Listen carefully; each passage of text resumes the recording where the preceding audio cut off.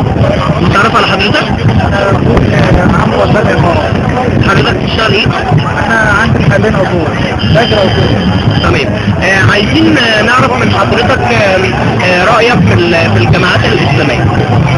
رأيي في الجامعات الإسلامية، طبعا الجامعات الإسلامية بجميعها وقع ضلال كبير جدا بالنسبة لموضوع الإسلام صلى الله عليه وسلم، ليس أمر بذلك.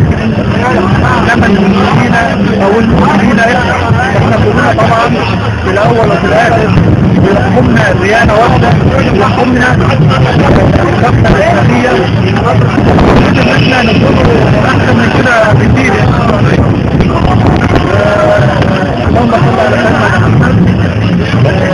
بالنسبة لإخوان المسلمين أنا بذكرهم طبعا لجهلهم بالسياسة، أو إن هم مفكرين إن الدنيا كلها سياسة، بمعنى صح بينظروا للناس نظرة غير محترمة.